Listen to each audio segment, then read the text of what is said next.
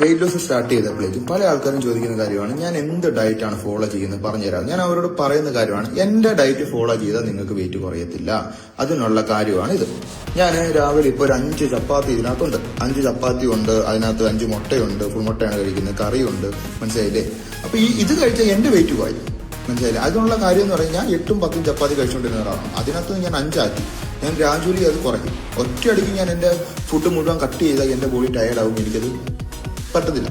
അത് തന്നെയാണ് നിങ്ങളും നോക്കേണ്ടത്. ഒരാളുടെ ഡയറ്റ് നോക്കാതെ ഒരാളുടെ ഐഡിയ എടുക്കുക, ഇതിനകത്ത് എന്തൊക്കെയാണ് ചെയ്തിരിക്കുന്നത്, എങ്ങനെയൊക്കെയാണെന്നുള്ളത് നോക്കുക. നിങ്ങൾക്ക് ഇതുപോലെ നിങ്ങൾ ഒരൊറ്റയടിക്ക് കുറയ്ക്കാതെ നിങ്ങൾ ഗ്രാജുവലി നിങ്ങളുടെ പ്രോട്ടീനും കൂട്ടുക, അതുപോലെ കാർബ് കുറയ്ക്കുക, പതിയെ പതിയെ അത് ഇമ്പ്രൂവ് ആക്കുക, മനസ്സിലായില്ലേ? ഞാൻ വരും ദിവസങ്ങളിൽ എന്താണ് ചെയ്യുന്നത്, ഈ കാർബ് കുറച്ചുകൂടെ കുറയ്ക്കും, പ്രോട്ടീൻ്റെ അളവ് കൂടും. ഇതാണ് ചെയ്യുന്നത്. അത് മെയിൻറ്റെയിൻ ചെയ്യും. ഇതാണ് നിങ്ങളും ചെയ്യേണ്ടത്.